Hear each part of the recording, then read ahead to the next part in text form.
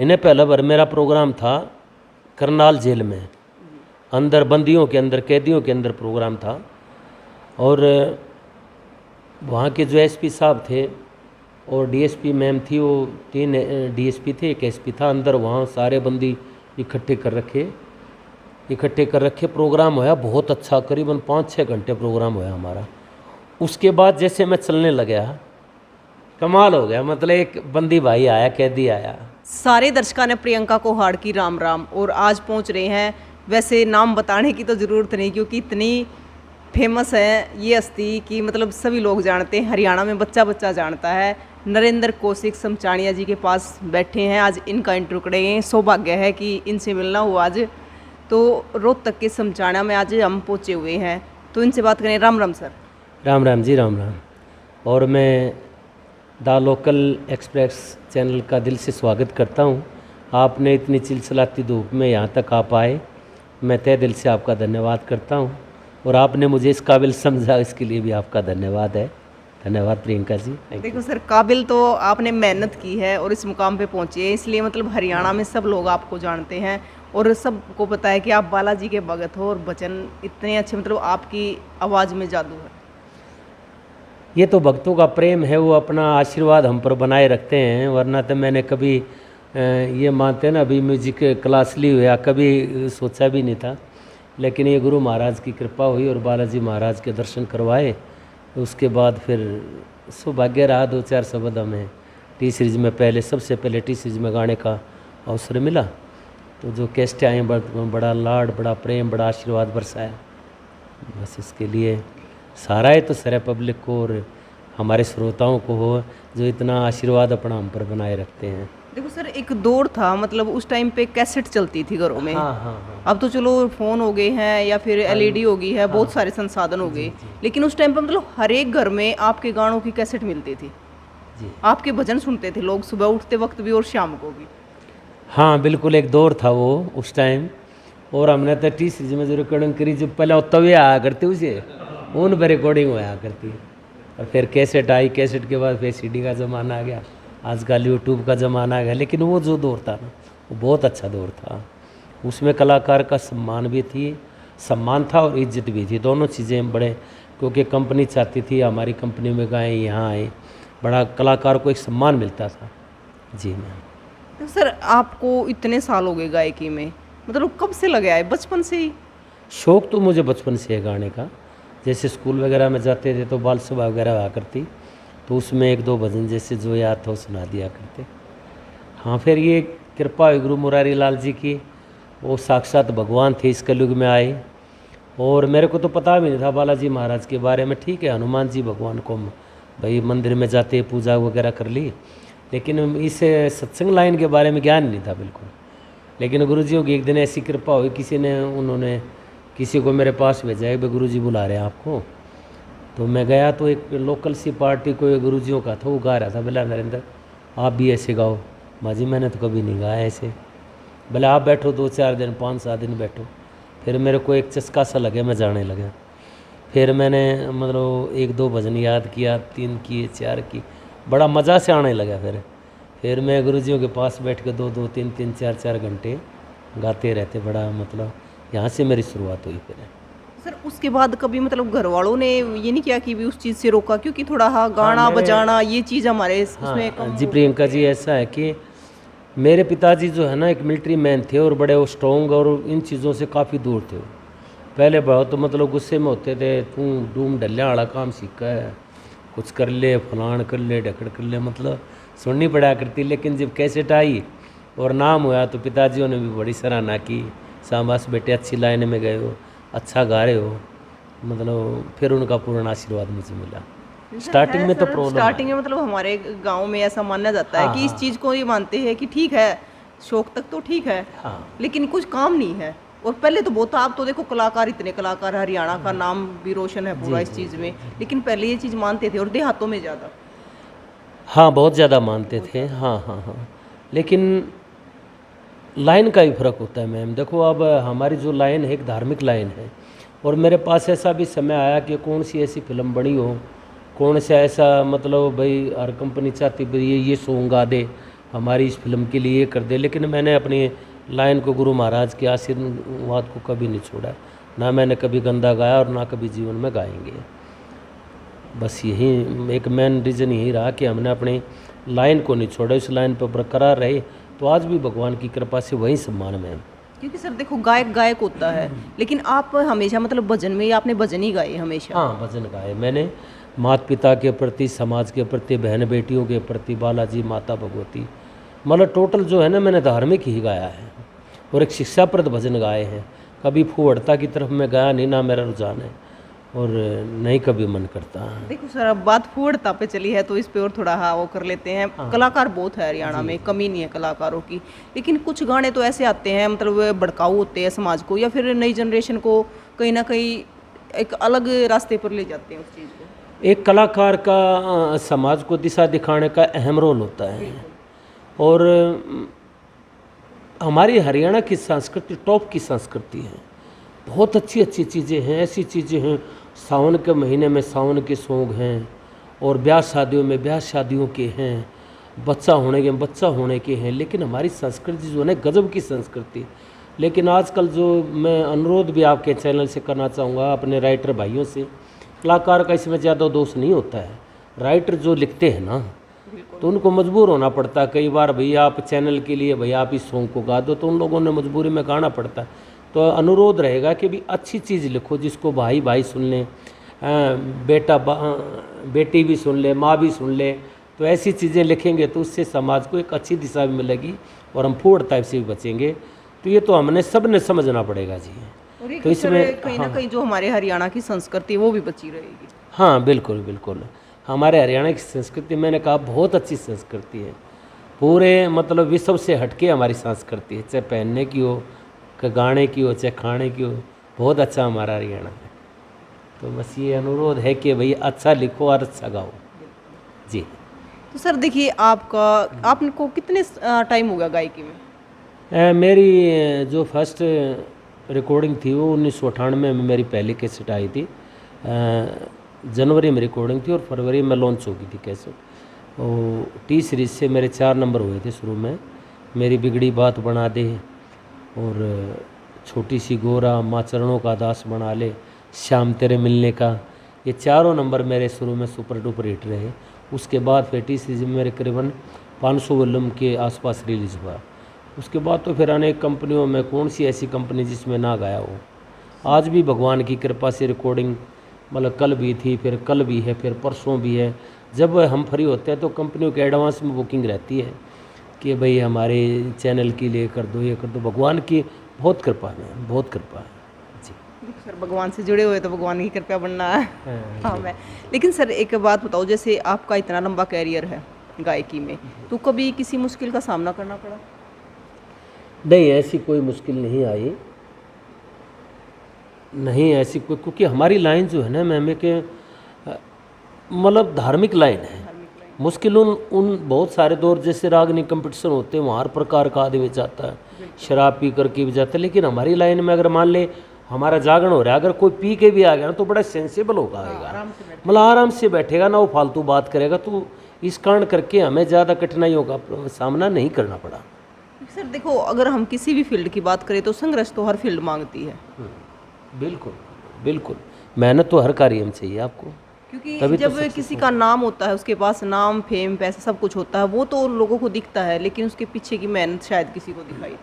बहुत मेहनत करी मैम, कैसे वर्णन करूं, कितना मतलब कितनी मेहनत करी है। ये नहीं है कि भैया मैं वैसे ही सफल हो गए, नहीं, कई कई साल मतलब जैसे गुरुजी प्रोग्रामों में चले जाते। मैं सांपला एक मैंने अपना जनरल स्टोर दुकान थी मेरी, वो बंद करके मैं रात को 9-9, 10-10 बजे 4-4, 5-5 किलोमीटर पैदल चल के और वहाँ पहुँचता था, है ना। कभी पेटी ठाली, सिर पर हारमोनियम रख ली, कभी चिमटे ले लिया हाथ में, चल भाई चल भाई।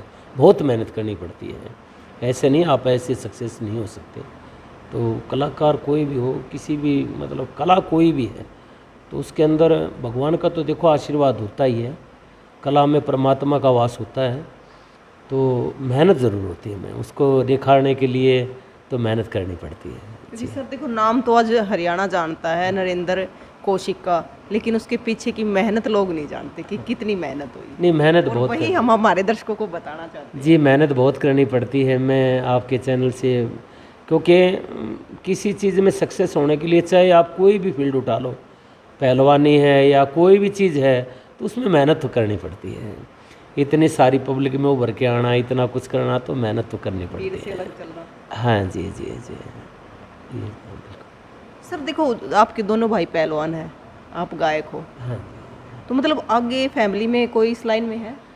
नहीं, मेरी फैमिली में वो बेटा था मेरा बड़ा, वो शौक़ रखता था, गाता भी अच्छा था वो, लेकिन भगवान की कृपा से और आईबी में इंस्पेक्टर लग गया वो, और छोटे वाला अभी ला कर रहा है दिल्ली यूनिवर्सिटी से।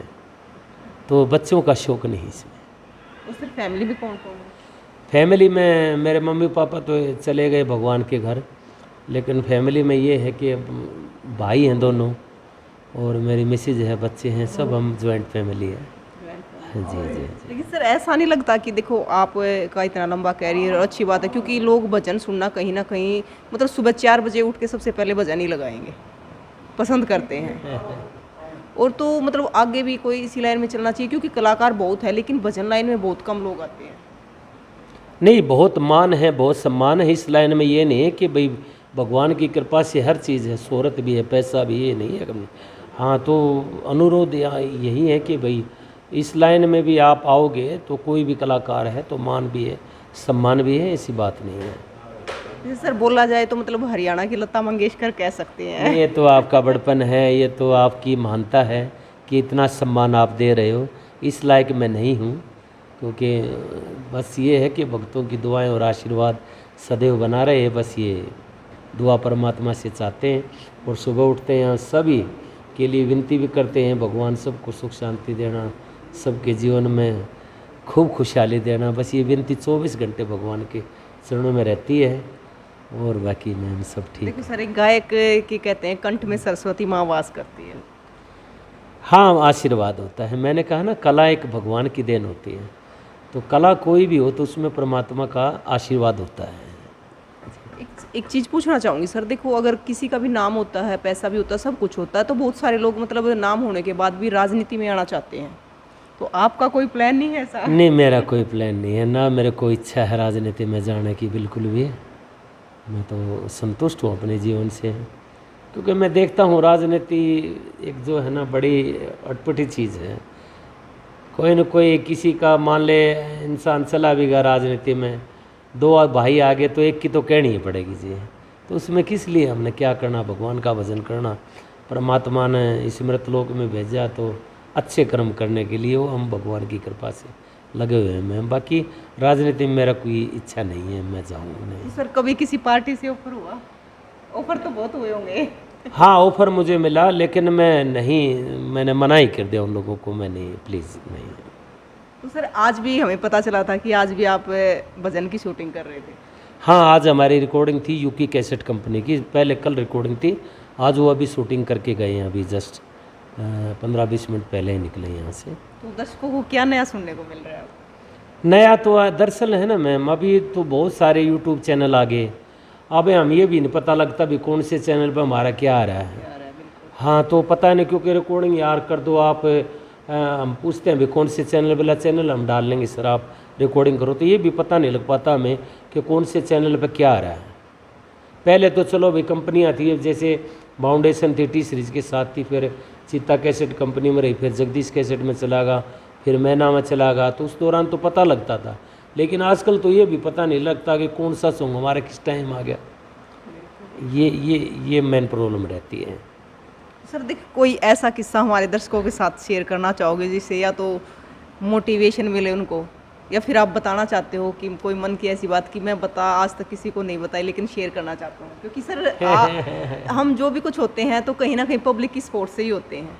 बिल्कुल, इस बात में कोई किंतु परंतु तो आपकी ज़िंदगी का कोई किस्सा जो पब्लिक को बताना चाहते हो? नहीं, मैं तो यही कहना चाहूँगा कि भाई देखो, इंसान ने कभी जीवन में हिम्मत नहीं हारनी चाहिए, कैसा भी समय हो। हम भी थे, हमने बहुत वैसा समय देखा है जीवन में, बड़े उतार चढ़ाव देखे हैं, लेकिन अपनी नेक नीति और नीयत ठीक है ना, इन्हों का करें, जिस आदमी की नीयत ठीक हो ना तो उसका संसार ठीक है। अपनी नीयत ने ठीक रखो भाई, हैं, परमात्मा पे ध्यान रखो और मेहनत करो। परमात्मा ये गारंटी है हमारी भाई किसी की मेहनत को रखता नहीं है।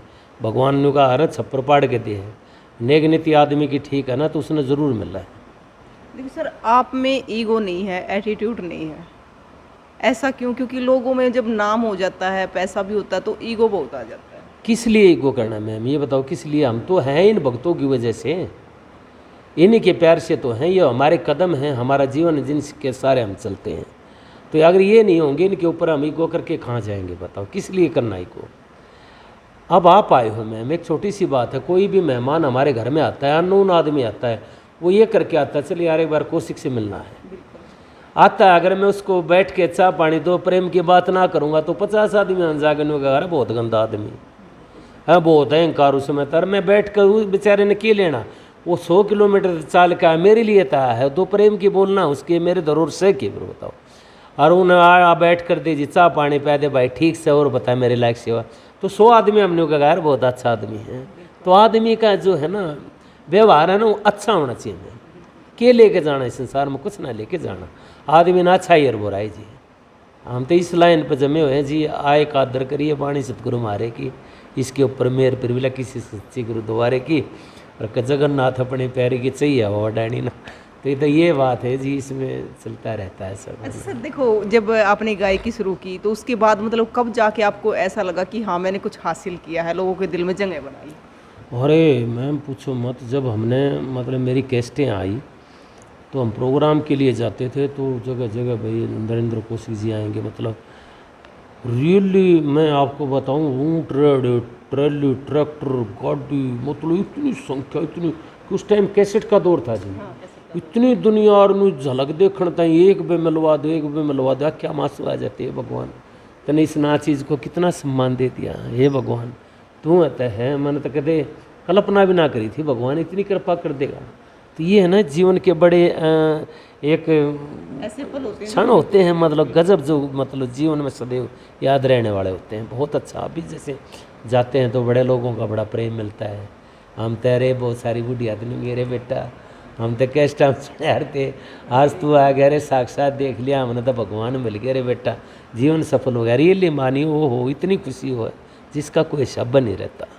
और वो बड़े बुजुर्गों का आशीर्वाद पूरी उम्र चलता हाँ पूरी उम्र चलता है, पूरी उम्र चलता है। लेकिन मैंने है ना मैम जैसे ज़्यादा कोशिश की है कि आजकल देखो समाज में माँ बाप की क्या दशा हो रही है, बहन की क्या दशा हो रही है, भाई भाई आपस में लड़ रहे हैं, तो उन चीज़ों की भी मैंने अपने सॉन्गों के द्वारा कोशिश की है भाई ऐसा इंसान ने नहीं करना है। एक वो है ना भाई भाई आपस में जैसे लड़, भाई तो भाई बैर करे फिर कोई बड़ छोट नहीं है, इस तरह 32 सिर पर धरना कोई पाप की पोट नहीं है। तो जो भाई तो भाई बैर करे ना तो इससे बड़ा पाप संसार में कोई नहीं है।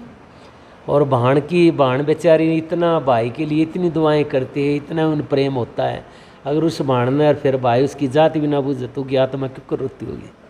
तो ये छोटी छोटी बातें हैं ना, ये सामाजिक जो बातें मैं कोशिश करता हूँ जहाँ प्रोग्राम होते हैं इन चीज़ों को दर्शाने की। अगर स्वयं मत एक आदमी की भी पल्ला पड़ जाता हमने माना हमारा जीवन भाई सफल हो गया। तो इस प्रकार की कोशिश हमारी रहती है। अब माँ बाप के प्रति एक मैंने गाना गाया था, वो मिलते नहीं दोबारा रे करो माता पिता की सेवा, लिखा रामधन्या में था और गाया मैंने था इस भजन को। तो इसके कई मिलियनों में हमारे मतलब चंद दिनों में काफ़ी बहुत फेमस हुआ भजन, क्योंकि आजकल की ये घर घर की राम कहानी हो रही है। तो इन चीज़ों को हम जब स्टेज पे गाते हैं दुनिया बहुत पसंद करती है और ख़ासकर बुजुर्ग बहुत पसंद करते हैं, वाह बेटा वाह। तो इस प्रकार की बातें में मेन कारण सक्सेस होने का एक तो यही है कि हमने समाज की नब्ज़ को देखा। क्यों पहले जैसे कैसेटें आती थी तो उसमें ये था कि भाई लाल अंगूठा हाथ में सोटा थारी जय उपमुखमा यहाँ तक सीमित थी। लेकिन हमने जो सॉन्ग गाए ना तो हमने वो जैसे हो बालाजी मेरा संकट काटो न, इधर उधर न डोल रहा है मेरे मन न डाटो न, तो हमने लोगों की नब्ज़ को गाया। तेरे भवन में आ गया बाबा ध्यान हरीम दरका, तेरे भवन के भीतर बढ़ गया जगह ली मर पड़ गया। तो वो हमने ना उसके दर्द को ढेला कि मतलब लोग कैसे परेशान हैं, वो कैसे दुखी है अंदर से। इस कारण करके एक हमारा मेन सक्सेस होने का कारण ये भी रहा कि हमने ना लोगों के दर्द को गाया। तो बहुत सारे आप मिलते हैं यार वो कोशिक तना वो भजन ईसा गा रखा हो तो ईसा लाकर जो मेरे पर गा रखा था। तो मेन चीज़ हमारी सक्सेस होने की ये भी रे में घर घर की कहानी को पकड़ा। हाँ हाँ हाँ, मतलब हमने समाज की नब्ज को देखा कि भाई क्या क्या प्रॉब्लम चल रही है, कैसे इंसान दुखी है भाई, कुकर। तो इस प्रकार की जो चीज़ें लाए ना, तो उन्हें काफ़ी मतलब, ये मेरे राम रटन की माला बुआ ने तोड़ बगाई, ये बड़ा फेमस उड़ जा रे काले से काग, और ये चित्रकूट के घाट घाट पे, ये बहुत सारे सुपर डुपर हिट हमारे सॉन्ग रहे काफ़ी। हाँ, तो इस प्रकार के आइए रे मेरी माँ के जाए क्यों कर लग गया फेरा रे, ब्याह पाछे तना भाणका आज लिया से बेरा रे। तो इस तरह की ये जो है ना, ये बिल्कुल अंदर जाने वाली बातें होती हैं एकदम से। सर ये उनकी मतलब जुड़ी होती है, उनके साथ ये दुख बीतता हुआ होता है। हाँ हाँ तो ये सारी चीजें उनको पसंद हाँ आती हैं। हाँ, बिल्कुल बहुत पसंद करते हैं, बहुत पसंद करते हैं।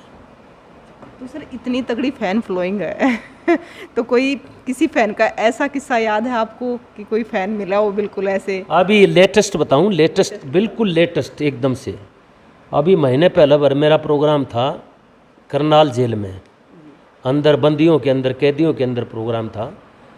और वहाँ के जो एसपी साहब थे और डीएसपी मैम थी, वो 3 डीएसपी थे, 1 एसपी था। अंदर वहाँ सारे बंदी इकट्ठे कर रखे प्रोग्राम होया बहुत अच्छा, करीबन 5-6 घंटे प्रोग्राम होया हमारा। उसके बाद जैसे मैं चलने लगा, कमाल हो गया। मतलब एक बंदी भाई आया, कैदी आया, बोला कौशिक भाई राम राम। राम राम भाई जी। बोला भाई मेरे पास देने के लिए यहाँ कुछ भी नहीं है, मैं आपसे बहुत ज़्यादा प्यार करता हूँ, इतना प्रेम करता हूँ कि मैं क्या बताऊँ आपको। उसके हाथ में तो ना एक ब्रासलेट था चांदी का, उन्हें खोल लेने वाले मेरी तरफ से आप प्लीज़। उन्होंने मगा भाई आपका प्रेम मिल गया, आपके दर्शन हो गए, मैं आपसे मिल लिया। मेरी आत्मा बोला नहीं प्लीज़, मैं मेरे को एक है ना, मैं मानूंगा मैंने अपने भगवान को कुछ दे दिया, मैंने अपने जीवन में कुछ कर लिया। वो उसने अपना ब्रासलेट खोल कर मेरे हाथ में बांध दिया। देखो जी, फैन फॉलोइंग की बात देखो आप, है कमाल नहीं? तो लोग सिर्फ भगवान की तरह पूछते हैं। देखो ना आप, मैं तो रियली बाहर निकल के इतना रोया वहाँ, देखिए भगवान परमात्मा गजब है, जेल में होते हुए। हाँ कमाल है जी। मैं तो बहुत,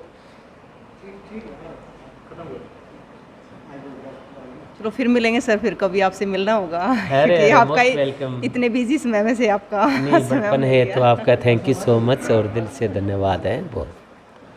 थैंक यू मैम, है थैंक यू सो मच। तो नरेंद्र कौशिक सर से बात हुई है और मन कर रहा था मैं कई घंटे इनके साथ ऐसे ही बातें करती रहूं तो देखिए कमेंट बॉक्स में आपको अपनी राय रखनी है, क्योंकि कौन नहीं जानता है, इनको सभी जानते हैं। और मेरे ख्याल से कभी इनके लिए कोई नेगेटिव कमेंट भी नहीं करता, क्योंकि ये इतने पॉजिटिव हैं और पॉजिटिव बातें ही करते हैं, और नहीं, जो अगर वजन होता है वो पॉजिटिव करते हैं। नहीं मैम, अगर हमारे अंदर कोई कमी हो ना तो कमेंट ज़रूर करना, क्योंकि हम अपने जीवन में लागू करेंगे आप लोगों की बातों को, आप भाइयों की बातों को। हो सकता है हमारे अंदर, क्योंकि इंसान ने अपनी कमी का पता नहीं होता, अगर कोई कमी हो तो आप कमेंट्स में ज़रूर लिखना, हम भी भाई इस पर गौर करेंगे। भैया कोई फिर भी जाने अनजाने में कोई गलती हो तो हम क्षमा के पात्र हैं।